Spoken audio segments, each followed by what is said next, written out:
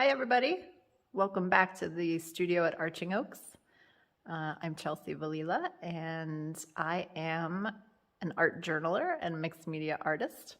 And today I'm going to be back in my scrap journal. If you've watched my last couple videos, you've seen this. And today I thought I would show you guys how to quickly make a pocket. I'm going to try to create a little pocket on the inside cover here for this little tiny journal that I made to hide inside a journal. So it's a little tiny mini book, and I just made it out of some scrap paper. I just created one signature inside with some, really this is just like Xerox paper that I put together, folded in half, punched some holes and used some bookbinder's thread to create the signature. And then I just bound it through the outside in the same manner. 1, 2, 3 holes, and it's just tied here. So I did a little stamping, did a little distressing with some distress ink, this guy from Tim Holtz.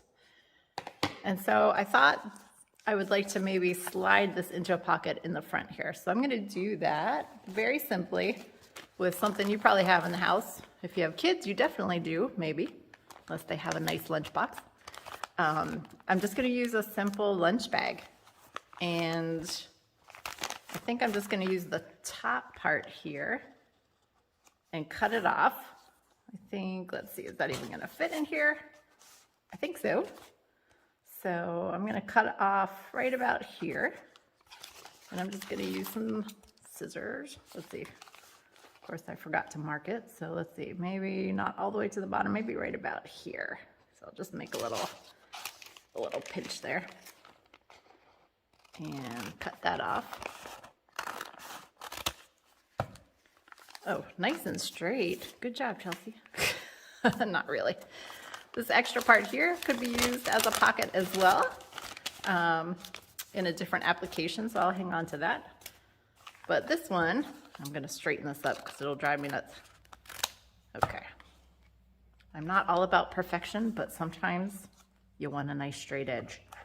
So basically, I think I'm going to just put a little glue inside here to kind of seal up the bottom of the pocket. Just using some Elmer's. This is definitely not going to be pretty. I'm also going to put some on the flap here and here. And I'll flip it over and put a little on this side too. And I'm just going to kind of cinch that up with my fingers. Get rid of any extra. By the way, if you could see my work desk right now, oh my goodness, it's such a mess. If you are a mixed media artist or a journaling artist, we know that more is better, at least when it comes to all the stuff you want to have around you close at hand. And right now I've got only this little space on my desk to work on because every other square inch is taken up with stuff. Maybe at the end of this video, I might share the mess with you guys. Okay, so I've sealed the bottom here. And very simply, I think I'm just gonna grab this same washi tape that I used on the edge of the page. It's really cute, it has like little mushrooms on it. It's adorable. And if I can find the edge, always the challenge with washi tape. And I'm just gonna tear off a little piece here. Now, washi tape is not always the most adhesive of tapes. It's not the stickiest, but for this application, I think we'll be okay. You could always put a little bit of glue stick underneath your washi tape just for extra sticking, just for extra stickiness if you wanted to, but I think I'm gonna be okay with this. I'm gonna put this over on the side. Kind of went over the edge a little bit here, but that's okay. And then I'm gonna tuck this little part in because I want to be able to get my book into this flap. Now, if you wanted to, you could also glue down this side, which I'm thinking I might want to do that. See what I mean? Washi tape is not the stickiest. I'm gonna put a little bit of glue right there.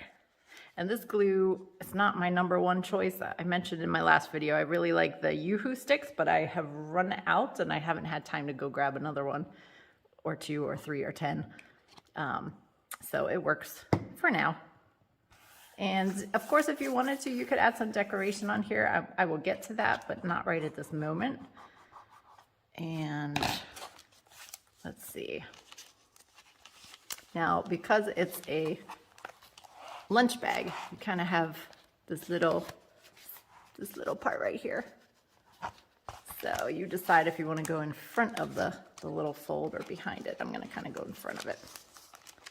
And sneak that down in there.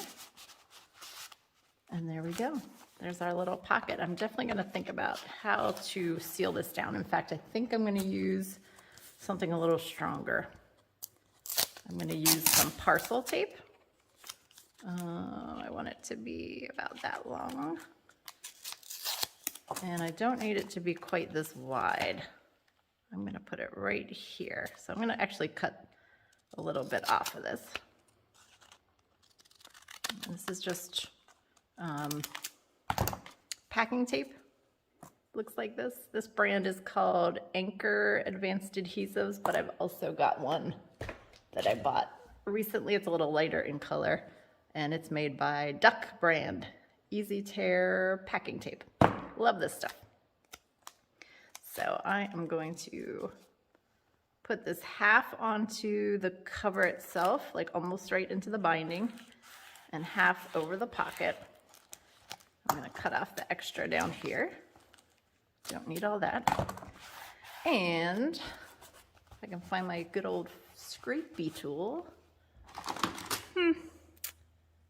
Never around when I need it, even though it's my favorite tool in the world. Where's my scrapey tool? Okay, well, guess what? There are other scrapey tools you can use, like your fingers and your fingernail. So I'm kind of liking how that looks. My little book fits inside nicely. I'm going to decorate this a little bit. Let's see here. I've got some, actually, you know what? I think I'm going to do a little distressing. So this is Tim Holtz Distress Ink. This color is Vintage Photo. Perfect for me because I love working with vintage photos. And I just use this little applicator guy. You can kind of tap it on to get more. And I'm gonna take this out for a second. I'm just gonna kind of distress the edges of this. Kind of bring out the pattern. Sorry for the bumpy camera. I think my floors up here are really bumpy. Scrape that on. Kind of like that. The distress ink kind of brings out the ridges and the wrinkles in the tape. I mean, in the bag, which is kind of nice. Subtle, but I like it. And let's see here. I noticed when I was working that my signature, my first signature here, is kind of coming loose. It's wiggling a little bit. I'm not very happy about that. I clearly did not, when I sewed the signatures into the actual book cover, I must not have tightened this tight enough with my knotting. And so now it's kind of coming loose after all the work I've been doing in here. So I think while I'm doing this, I might go ahead and just reinforce this whole binding right in the center here. So I'm going to cut another piece of the packing tape. I'll just trim off this jagged end. And then I'm going to put this half on the page of the signature. And then I'm going to kind of hold this up.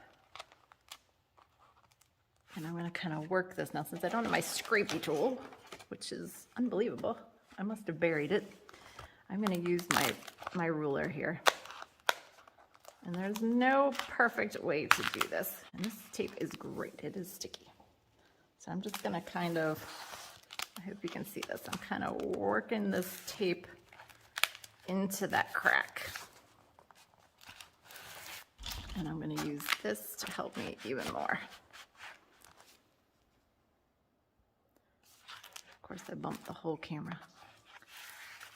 All right. So there we go. Just work that in, kind of give it a crease. And now, because this is kind of a short page, I don't need this tape to be quite so long, so I'll just trim. That's my last trimming. You know, and this is something I do. I find little trimmings like this, stick it down. It's an added little element for added interest. I'll just break that off and tear this extra little piece. And I'll put it right there. Why not? So, it tore a little bit there, but I'm okay with that.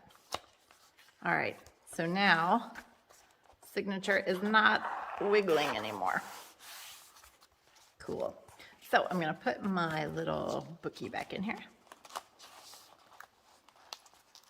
Oh, guess what? It's not gonna fit because I'm gonna have to cut a little bit of the tape here to open up that pocket a little bit more. So let me turn this. And you know what? Knifey would be a good tool. Good to have a little pocket X-Acto knife on hand. All right, so I was able to open that up a little bit more. So now our book should fit in there. Like I said, when I make these videos or when I sit down and work in my journals, I don't have a plan ahead of time. I am working things out as I go, which is kind of part of the fun and can be frustrating sometimes. Like this guy is not going to be as easy as I thought to get in and out. Yep. I may end up working right over top of that. Tell you what, here's what I'm going to do. I'm pulling this guy up. I'm pulling this up. I'm putting this down. And I'm going to, here's what I did. I just brought the pocket out from under the binding tape, and I'm putting it on top. That will help a little bit. And before I put my book in, maybe I want to do a little stamping on here or something. Let me find, sometimes I just like a real simple stamped pattern. Just using my Stays On black ink pad. I've got this cute little plus sign, and I'm just gonna go right across the top here. Just create a little added interest. So with these books, it's really fun to have different textures, different patterns. I'm not really worried about making everything color blended, although on this page it's kind of working because the red of this scrapbook page kind of matches the mushrooms that are on this side. So that's working out kind of nice, just an added bonus. And I think I might actually bring that across one more. We like to continue things across the binding. And okay, I'm okay with that. Now, what else? How about a little bit of handwriting? This is a journal after all.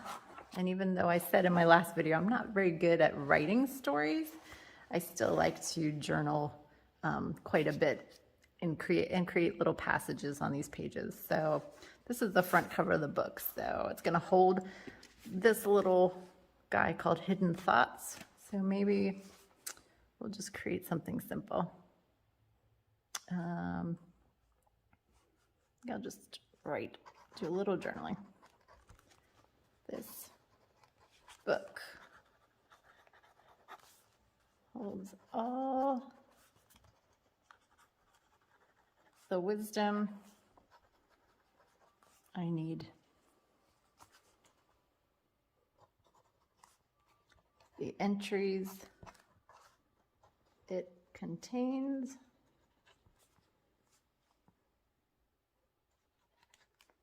are bits of love and good advice passed down to me through the years. Yeah. Maybe a little heart. All right. I'm okay with that for now. These are always works in progress, so I might come back later and decide I don't like any of this and paint over it or rip it out. I'm not sure. But this kind of alludes to what might be hidden in my little hidden thoughts book. So now, if it wants to behave, we will slide this down in here. And it does not want to behave. Yes, it does. Yay. I might be revisiting that in the future. Probably need to reinforce the top edge of this with something. You know what? I have some black washi tape. I might just try to get a little bit across the top of that paper bag. Come on. Washi tape is great because, let's just stick that down here, because it tears easily, but the bad thing is it tears easily. So sometimes, like right now, it's great. Sometimes when you're trying to get it off the roll, not so great. I'm gonna flip it over, kind of jimmy it under there, and I'm just gonna fold it over. Nothing perfect, lots of creases. I like it. And I kind of like how this black is mimicked down here with this little scrap. Might even add a little bit more. Oh, see what I mean? You try to get a nice piece and it tears, but that's okay because that's gonna look perfect. Perfectly imperfect. So, I'm liking it so far, and I will come back again soon and we'll do a little bit more, a little bit at a time. And if you're working on your own scrap journal, go for it. I mean, take risks. You can see I made mistakes along the way, and that's okay. That's just part of the process. And this is all about process. It's about getting things from inside you out onto paper and working through the process of creating. Creating is very healthy for us. It's a form of self-care. So even if you can't make your own journal, watching somebody else creating this or any work of art is very therapeutic. So I hope you'll join me again and we'll do a little bit more in the scrap journal. Thanks so much. See you next time.